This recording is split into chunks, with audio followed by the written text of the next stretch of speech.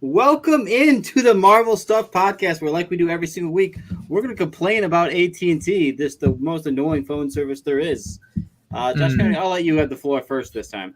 Well, I'm not going to complain about them because I don't want to ruin any future sponsorship opportunities, and I think AT&T is a-okay with me as long as they pay my money. But as soon as Verizon calls in, I'm gonna trash on AT&T as much as I want. Oh, what a sellout! I love it. I hope any phone providers are listening because I will openly dog on your competition if you sponsor this podcast. Yeah. Yeah, Mint Mobile especially. You guys should call. You guys seem like a good time over there. I would love being sponsored by Mint Mobile. It's a little Marvel stuffy, little Ryan Reynolds there. So this is the Marvel Stuff Podcast. Of course, I'm Coach, and of course, with me as always, we've got Josh Kennedy from Facebook. Josh Kennedy, he's still on Facebook. It's going strong. We love to hear it. Let's talk. I'm gonna be honest, it's mostly some political BS at this point. But yeah, well, there's a couple memes, so that's cool. It could be Twitter, so That's true. Secret Invasion, though. Secret Invasion could also secretly be run by Skrulls, for all I know. I love this show. I actually really like it. Yeah, you're ready with us. I'm into this. I'm into it. I love how it's fully embracing being a drama. It doesn't need all the MCU silly nonsense because, I know that that's what they're known for. But it seems like they're fully leaning into the drama of it all, which I can appreciate. And I truly, truly do dig this episode. Yeah, I like that you texted me out of nowhere. Dude, I think I like Secret Invasion as if like that was a bad thing. And like, well, yeah, it's not that surprising. I kind of like it. Is it surprising that we like it? I don't know if it's surprising, but it's just, it's not ultra popular right now. And we've definitely watched other shows where by episode 2, I'm like, man, wish we didn't have a podcast where we have to talk about all this. I'm looking at you, what if? Yeah, what if it's garbage? Yeah, I mean, I think more of the problem is that people aren't giving it a chance. I don't think there's a lot of people who watched the first 2 episodes and then were like, "This is That's stupid." True. I haven't seen negative reviews, so take that for what you will. So I think if you on the fence, you should watch it. But also, if you're on the fence, you're not listening to this podcast. So I guess my advice. That's not entirely true because I know at the very least my father listens to this podcast and he's never watched a single episode of Disney Plus television. He's also not going to watch Secret Invasion, but That's we true. Respect it anyway. Good job there, Uncle Timbo. We love you all the same. All right, well, let's jump into the episode then. To the people who are watching and probably have seen the episode. Yep. Spoiler alerts if you haven't, but again, unless you're Uncle Tim, I don't know why you're here. Let's jump right into it. I think there's some good stuff. A couple of our questions from last episode immediately got answered, like the million Skrulls kind of reveal. Yeah, that was a gnarly reveal. I'm gonna be honest, you thought like Nick Fury's out here thinking a couple thousand are there, and all of a sudden it's 1 million and a large portion of the population. Yeah, you're right. All the stuff that we brought up in the previous episode, most of it just got answered right in this second episode.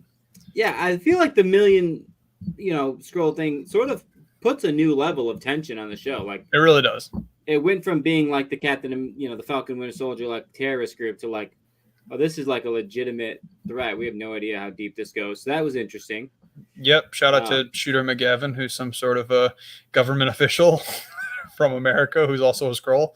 Oh, so. That's who that is. I was like, this guy's face looks so familiar. It took me a minute too. I was like, oh yeah, that Shooter.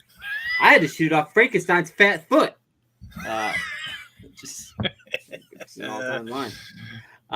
That's good. No, that little council was, it seemed interesting-ish. It was very like world leader cabal type of thing, but like also that makes it cool and more of a political type of thrill. It gives me oh man, what's the show? I've watched a bunch of episodes of it. It's Black something. Where it just continue. It's fine. Black Mirror? I'll think of it. It's on Netflix, but no, it's not Black Mirror. I have no idea what you're talking about. Yeah, it's right. I'll think of it. Blacklist. Got it. Boom. Oh, good. I have heard. Okay, that's good. You know what? I have a question for you though. Is do you think because that conclave was all like important human people, right? They were, Mm-hmm. Do you think the important Skrulls got to choose to be important human people, or do you think like because I chose an important human person, I now get to be part of the important Skrulls? That's an interesting point because they've been there for 30 years. So did they just like randomly get lucky? Like they're like, oh, this guy happens to be a Harvard student and all of a sudden he's a world leader, or like they had to like progressively age themselves in human form. That's also very interesting. How long have they been this person? Right, exactly. It sounds like some of them have been in that same body for a while, but then at the same time, they might have just captured a world leader last week and switched him. So I have no idea. Yeah, it's definitely. That's what makes this cool, though. That's what makes this cool. You have no idea who's a Skrull and who's not a Skrull. But I think it would be more. I think it'd be interesting if like someone in that like there's a super important Skrull, but out in the human world, it's just like some dude who works like a 9-to-5 delivery job. Oh yeah, he's out here. He's the janitor for the local, Lake Michigan Credit Union. He's out here taking trash out, trying to gather important intel. But he's like an important Skrull. I just think that would be so funny. But I get it. It crossed my mind while I was watching it. They were all way too quick to fall in line. Bow down to Gravik. Yeah, that was. Then the one lady that didn't, I was like, man, you're the only logical one here. What's going on? You guys aren't even just going to question what's going? Like, yep, he's in charge now because the Prime Minister of England chose his side. It's like, you still outnumbered him. You didn't have to bow down. But they did, though. They were so quick to do it. Shooter, you let me down, buddy. Yeah, so it's interesting. It's interesting that they didn't just kill her right off the bat, which I thought they might. The whole thing is fun. The Secret Society is fun. I like it more than like the idea of another secret society, because the secret societies are a little bit different because they're just other humans that are working towards something. At least these guys have like another draw. They could be anyone. They could transform into anyone. That makes them far more interesting than the Red Mask Club from Ms. Marvel or whatever those guys are called. Red Daggers. That guy was hot, though, if you're into teenagers, which I'm not, by the way, obviously. Mm-hmm. He did have a good haircut, though. Do you think I should rock a man bun? I feel like my wife might cut it off my sleeve. I couldn't pull it off. There's no doubt about it. I think you have a better shot than me. But you guys let us know in the comments. Josh. No, Coach's hair grows out, not long. He very much looks like a clown once you let it go long enough. That's why we're going to ask about your haircut. Mine's going to stay the same, which is garbage all the time. But if you think Josh can pull off a man bun, let us know, and then we'll block you because you're wrong. We don't need that kind of disinformation. You don't hype me up like that. Don't tempt me. Don't tempt me with a good time because I'll do it. I heard that expression somewhere today. Mm-hmm. Master Chef, whatever. Anyway, so we got this Secret Society thing. Emilia Clarke. I still don't know what her actual character's name is. She's Gaia. Great. Gaia? Is that it? Really? Oh, yep. Really Gaia. Yeah. That's why I remember it. Gaia's whole like struggling thing. Yeah, now that I think about her name being Gaia, that makes me question everything I know about her. I'll think about it later. But yeah, she's got her whole little, she's spying on them. That was confirmed that it was for sure. Like she knew that there was going to be bombs, and she knew that she gave false information, and she was just kind of like on Gravik's side. So she's not keeping her hands clean, that's for sure. I mean, she could always still do a double cross someday once her conscience gets up with her. Because Gravik's going to kill her dad. Like, that meeting is going to end with Talos being murdered. I'm 100% sure. For sure. She's going to switch sides again, and it'll be all honky-dory, but then she also killed 2,000 people, so we can't let them forget. Yeah, but they're also fictional people, so I probably won't. That's true. They don't actually count as real people. It's fair. So I'll probably forgive her. Well, Robin Scherbatsky, though, she was not a good. That's a tough one. That's a tough one to swallow. So her whole storyline seems to be getting interesting. We'll talk about her final little discovery at the end, and then of course we had Nick Fury. There's some good stuff going on with Nick in this episode. The best character of this episode, my favorite, War Machine. Out of the MCU so far, Don Cheadle was so good in this episode. I don't know if you agree with me, but he was chewing up the scenery, and he was definitely I loved his coolest scene as a character. I guess not in the War Machine costume, was him just closing down a restaurant, talking to Nick Fury, calling him mediocre, and he's like, "Listen, man, all the racial stuff." I was like, "This is really good. This is good television and good writing." I liked Don Cheadle in that moment. Although he was both. I like both scenes. I like that one, and I liked him in front of I might have liked him in front of the court. I always like when. Yeah, the court thing was funny enough, but I really liked his he's power dynamic with Nick Fury, how it's completely flipped, and I don't know, it made War Machine feel like a more important figure within the MCU than what he's been. It made him feel like a real person. He felt like a real person having a real conversation with someone like Nick Fury. It was interesting. Yeah, he was an emissary for the president too. they wanted the president, but the fact that like he sent him, and he's pretty big. We always knew he was high up because saved president's life in Iron Man 3 or whatever it was. But at the same time, that's pretty sweet. Yeah, but he also gets to dunk on other countries. Be like, hey, we're still That's America, true. so eat dongs, he said. Yep. So I'm pretty sure that was quote what he said. But I liked, that's a good Fury scene. I really like the train scene. I'm all about the train scene was great too. A little bit earlier with Talos. I like that with the actual reveal. He was like, yeah, it was interesting because it obviously was drawing from racial dynamics, and then, but also switching it up to like the idea of an invading species. It was, I don't know, it was really well written. How Nick Fury was kind of had to be on the side of like, we don't even like each other. I don't know how you think we can coexist with you, because he makes a very valid point. And I also see where Talos is coming from. Like, you hope for the best, but also Nick Fury's been in society long enough to know that like, this is not how things work. He even told that story about his mom and him riding the train to Detroit, which epic story. So good. First off, yeah, the best part of it is that he tells an incredible story. A completely underrated part of Sam Jackson's act is just his storytelling. Like that, the Hateful Eight, like when he's just like telling a story. Oh, it's so good. It's like so captivating. I love everything about it. But we do not grant you the rank of Jedi Master. That's but he wouldn't do that though. That's the thing. He sure wouldn't do that. Yeah, the whole scene's good. Like he sets up the story and he says like I can tell you're lying just by the story you told, right? Like I can tell what I needed. Oh yeah, tell me something I don't know. That was actually also so good. Yeah, yeah, back to Blacklist. I mean, that's the same thing that Homeboy does, Ultron's voice.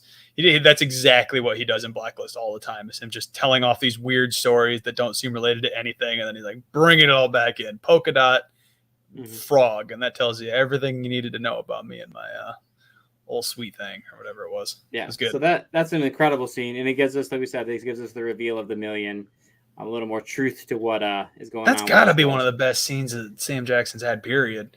I mean, I was talking about the highlights of Don Cheadle's scene, but yeah, I mean, as far as like encapsulating the skill of Samuel L. Jackson, like that was one of his best MCU scenes, without a doubt. Yeah, and you know what it makes me think of? Is like the whole is Nick Fury a Skrull thing? No, it just. No, I just think there's no way. The reveal, we're jumping around a bit, but like, does he know that his wife is a Skrull? It seems like he does, but also, it also kind of wanted the audience to guess because she was a Skrull, and then she decided to change into human form when he got home. I guess the thing is, we didn't know if he had a wife beforehand. We did, but like, I think the answer is he definitely knows, and like that's part of.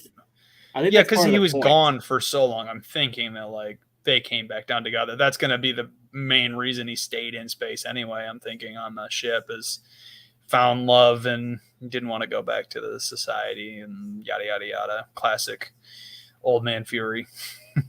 Yeah, you definitely want to think so, because otherwise, like, then it just makes Nick Fury look like such an idiot. Pansy. You're such a loser that like you can't even tell your wife is a Skrull. Like that's pretty lame. Yeah, so, he knows. He has to know. I know. And then there's the whole like, is Nick Fury a Skrull? Is like, I get that it would be an interesting reveal, but at the end of the day, like, then when the show is over, it's like, oh wait, that wasn't even a Nick Fury show, and it leaves us feeling empty. Unless you somehow retroactively, like, from the beginning, he's been a Skrull on Earth, which wouldn't make that much sense. So I don't think they're going that far. It would be lame. It would be lame for like. Also, yeah, he would have been discovered multiple times if they try to rewrite the history of Nick Fury and how many times he's died and had to get surgeries and you can't make him a Skrull at this point. It would just. There might be like a future episode, like for one episode, it was a Skrull and we didn't realize it, but like for the arc of the show, this is Nick Fury. That would be interesting if they took like a previous appearance in the MCU and then had it be Talos or something. And Nick Fury's off doing something else. I mean, if you wanted to go in depth like that, you could. But yeah, I mean, I did like at the beginning of this episode, we got to look back at some Captain Marvel scenes, which not a great movie, but it definitely makes it a little bit more important to the timeline. And I bet you there's a good portion of MCU viewers that just skipped that one. So it helps. You should watch Captain Marvel. You should watch it. It's just not as good. Those scenes were pretty like, man, I don't really care about the flashback stuff. I don't really care about the Skrulls' motivation because it's lame to me anyway. But whatever. Maybe that's just me. I did like our friend, the British lady, who's only hot because she has a British accent, her little scene in the freezer was pretty cool. Oh yes, you think she's hot? I don't find her No, hot. she has a sweet hot accent. That's all. Yeah, she's like mad old though. That's the problem. But doesn't matter. You have a sweet accent. You got to get on the accent The game. British accent, it wore off me because my father-in-law has a British accent, and that just he's hot. It doesn't do it for me anymore, man. No British. No, I don't need it. I don't need the accent. That's so funny. That's a good point. I didn't think about that. But the scene's pretty legit. Like the whole, you know, they have someone in custody, but then she really is the one pulling the strings, and her whole, just her. That was great. Her meat locker scene was phenomenal. How she's like, "Yep, I'm gonna boil your blood and then just let you die, even though you're telling me the info." And like how she's like, "Where's the escape hatch before anything even starts?" And was. She feels like Nick Fury used to feel, and I think that's kind of what they're going for. Yeah, I think they want us to see her as big a threat as Nick Fury, but he'll pull one over on her eventually. But she's very cool. I mean, the whole like, oh, just go ahead and cut your finger off real quick just to make sure, which is good for us, the audience. It's good for people to be like, there is an answer. Like, if we really wanted to find out who all the Skrulls were, we have a solution. It's just as we just start cutting things off, we'd figure it out soon enough. Although 1 million people is a lot of people. Could you imagine if the government just like announced like, hey, sorry, everybody loses their left pinky. We got to figure out what's going on. It's got to happen. You got to come in, just like the COVID vaccine. You got to come in, get it cut off. Get your finger amputated real quick. That'd be wild. But like, I mean, you probably would have to do something like that if the general. You could probably not cut the whole pinky off. They could do like the tip of the pinky or something. You wouldn't have to go. Well, probably even skin. You probably could just cut skin off. You probably. Yeah. But anyway, the point being, like, it would be an interesting, and we'd have a whole debate about, oh, you can't do that. Our freedoms, and I'd be like, fuck you. There's a bunch of aliens around here, and I'd like to know who's who. You know what I mean? Yeah, like take some skin from the sole of my foot. I don't care. It'll grow back. It's fine. Yeah, but I would love to see how Twitter would react to that. Just a bunch of everyone would lose their minds. It would be so good. I love to think about that throughout this whole show. It's like, God, what if this ever became known? Just what? Oh my what God! Twitter do? I hope that's where this show goes eventually. Where it's just like, it's not real.